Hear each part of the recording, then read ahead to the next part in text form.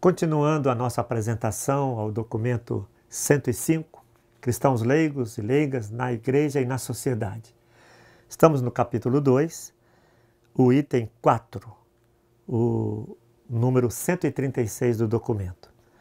Âmbitos de comunhão eclesial e atuação do leigo como sujeito. Nesse item vai falar do leigo no âmbito eclesial, né? Que é na igreja e na sociedade. Aqui fala do âmbito na igreja. Começa pela família, claro, é onde a gente nasce, né? É o âmbito não só da geração, mas também do acolhimento à vida. Aqui é um texto da exortação publicada por Papa Francisco agora ultimamente sobre a família, né? Amoris Laetitia. Santificam-se no cotidiano da família, igreja doméstica, comunidade de vida e de amor, reflexo da comunidade trinitária. Que beleza a vocação da família, não é mesmo? É o primeiro âmbito. Depois a paróquia, as comunidades eclesiais. Aqui cita bastante o documento 100 da CNBB, Comunidade de Comunidades, uma nova paróquia. Então, os cristãos que atuam, né, nas paróquias e nas comunidades eclesiais. Outro âmbito de atuação, os conselhos pastorais, os conselhos de assuntos econômicos. As paróquias têm esses conselhos, né, devem ter, as comunidades também, os conselhos comunitários de pastoral, os setores, né, hoje a setorização das nossas paróquias, para que haja mais participação ainda, né, os grupos bíblicos de oração, de ação, de compromisso, de celebração da palavra e da Eucaristia, são âmbitos de atuação. As assembleias, as reuniões pastorais, né, sempre que tem uma assembleia, aqueles que vão representando, estão atuando, né? É um âmbito de ação dentro do eclesial. Nessas ocasiões, temos a oportunidade de ser igreja comunidade, igreja família, igreja comunhão e participação. São lindas as oportunidades nesse âmbito da igreja. Outro âmbito são as comunidades eclesiais de base e as pequenas comunidades, né, que já vêm logo após o concílio, que se reúnem através do alimento da palavra, né, da reflexão e da vivência da palavra de Deus e da Eucaristia. Os movimentos eclesiais, associações de fiéis, novas comunidades, grupos de pessoas, leigos e leigas também com a orientação de padres, de religiosos, que se reúnem em torno de um carisma, no caso das novas comunidades, não é mesmo? Para o testemunho de fé, de amor na igreja e na sociedade, e no caso como âmbito eclesial. Tem os critérios de eclesialidade, não é qualquer movimento, qualquer comunidade que é eclesial. Tem uns critérios. Vai apresentar aqui no documento para que a gente tenha a garantia que nós somos igreja.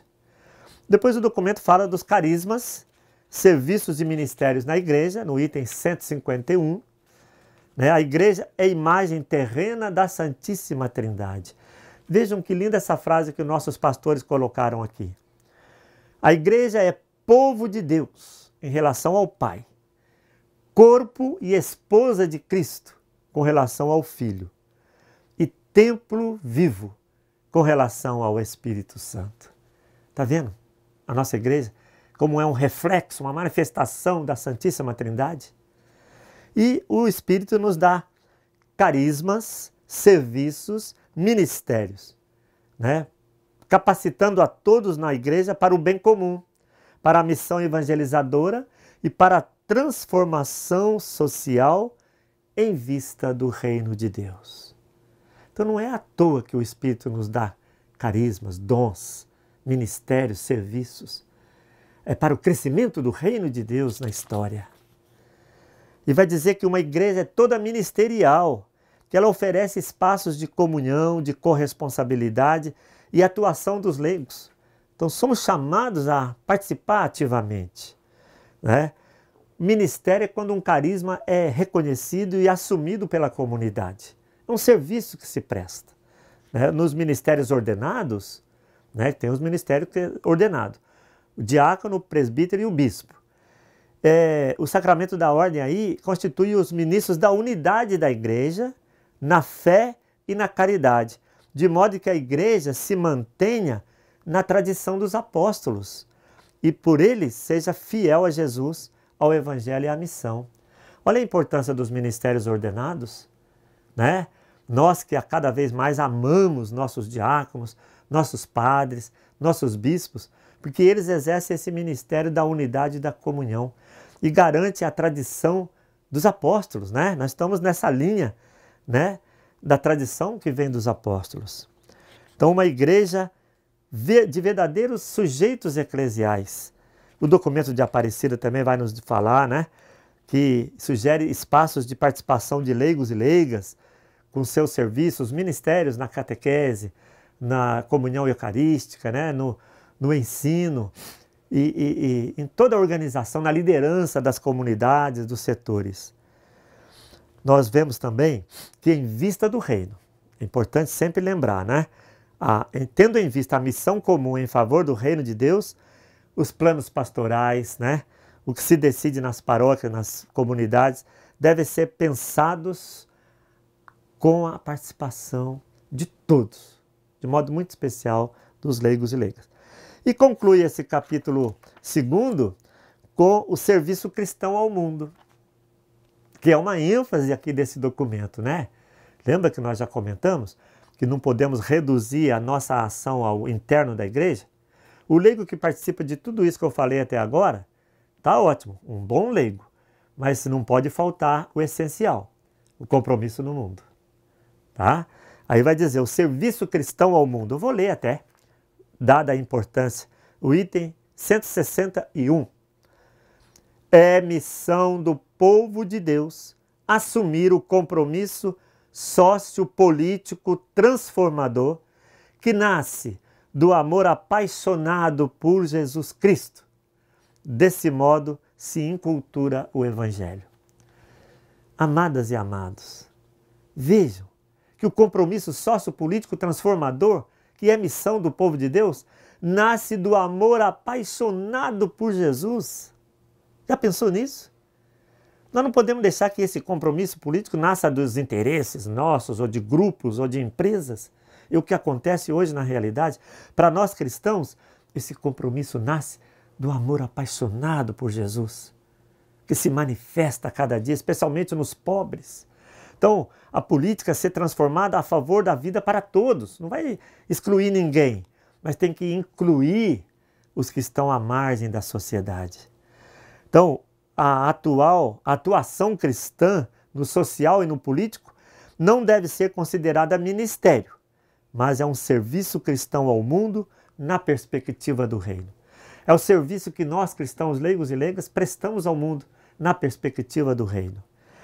Aí vai dizer que os cristãos são também cidadãos. Nós não somos só cristãos na igreja, mas é cristãos na sociedade também.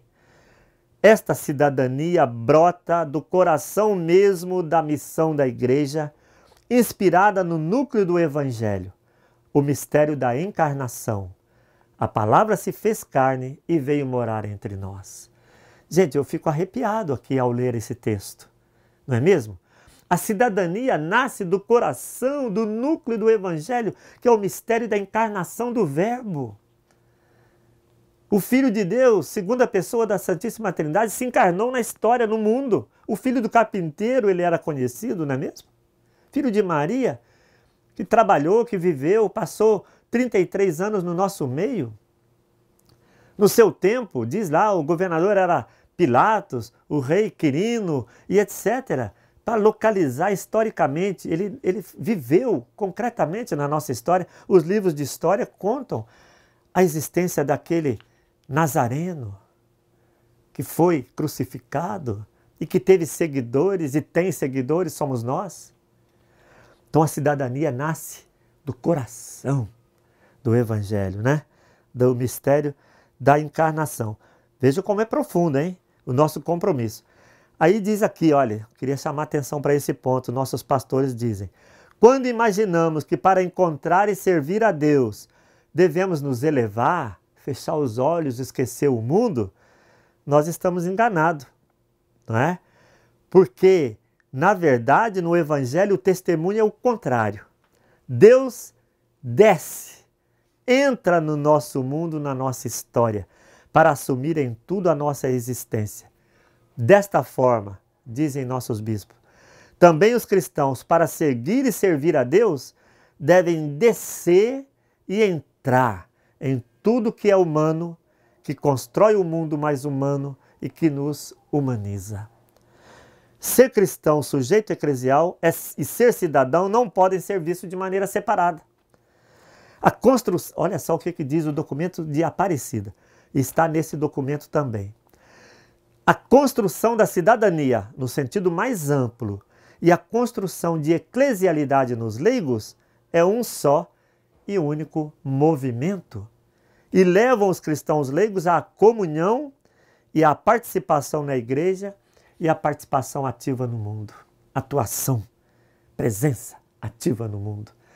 Vejam, construção da cidadania e da eclesialidade no leigo é uma coisa só. Ser cristão e ser cidadão. O número 166 nos incentiva muito, veja só, permanecendo igreja como ramo na videira, o cristão transita do ambiente social, eclesial, ao social, ao mundo civil, para, como sal, luz, fermento, participar junto com outros cidadãos na construção de um mundo sinal do reino de Deus. Não é preciso sair da igreja para ir ao mundo, como não é preciso sair do mundo para entrar e viver na igreja. Isso aqui para nós é muito importante, hein? Tem gente que separa, acha que é cristão na igreja e é outra coisa no mundo. Por isso que às vezes tem políticos que é capaz de ir na igreja, até de comungar, mas depois lá na política faz leis injustas, faz corrupção, como se uma coisa não dependesse da outra. Para nós cristãos, não. Nós, leigos e leigas, temos que entender aqui, ó, não é? Não é preciso sair da igreja para ser cristão, para ser cidadão, e nem entrar na igreja para ser cristão. É um só e único movimento. Como sal, luz, fermento no mundo e como ramos na videira. E aqui, concluindo esse item, eu quero dizer isso, né? É um resumo. E para os líderes que são responsáveis pela formação dos demais leigos, e para os diáconos religiosos, para os padres e para o bispo, os bispos também, né? Nós precisamos formar cada vez mais e melhor, capacitar, né? Pessoas para serem sal, luz e fermento. Capacitados, com o potencial do sal, da luz e do fermento. Segundo, garantir que o sal, a luz e o fermento estejam presentes e atuantes. Não adianta ter muito sal dentro do armazém, tem que ir para a panela, tem que dar sabor. A luz tem que estar acesa, iluminar as trevas do mundo. O fermento tem que misturar na massa. Ele até some, mas faz a massa crescer. Então, segundo item, garantir que o sal, a luz e o fermento estejam presentes e atuantes no mundo, na família, na política, no sindicato, nos movimentos sociais, nas universidades, né? No mundo em geral. E nós precisamos também, terceiro, garantir que o ramo permaneça na videira. É fundamental. O leigo não pode ir para o mundo e não volta. Ele tem que voltar para se abastecer, não é? A igreja não é, digamos, uma garagem que fica estacionada, é um posto de reabastecimento, como já nos ensinou o Frei Beto, né? A gente vai à igreja, se abastece, né? Pede perdão e conserta alguma coisa e vai para a estrada. Abastece com combustível da palavra, do sacramento, da partilha, não é isso? Então, resumindo, sal, luz e fermento de qualidade. Garantir que o sal, a luz e o fermento estejam presentes e atuantes no mundo, na terra, né, na política e na sociedade. E garantir que o ramo permaneça na videira. Então você, o senhor, né, responsável pela formação, promova curso de formação, promova o acompanhamento aos leigos para que atuem na sociedade e promovam retiros espirituais, formação bíblica. Preparem bem as homilias. Você que é leigo e faz a homilia na celebração da palavra, e você que é diácono ou padre que faz a homilia na celebração da palavra ou na missa, prepare bem. Francisco, o Papa, ele fala na Evangelii Gaudium 18, 19 páginas sobre a homilia, dada a importância. Olha, grande quantidade, né, dos leigos só ouvem a homilia no domingo como formação. Então caprichem bem para dar formação para nós, espiritualidade, para a gente permanecer como ramo na videira, na comunidade, mas ao mesmo tempo ter coragem de ir para o mundo, na missão. Jesus diz, vinde, e diz, ide. Né? Vinde como ramo na videira, sem mim nada podeis fazer. Ide como sal, luz e fermento, para que o reino de Deus cresça no mundo.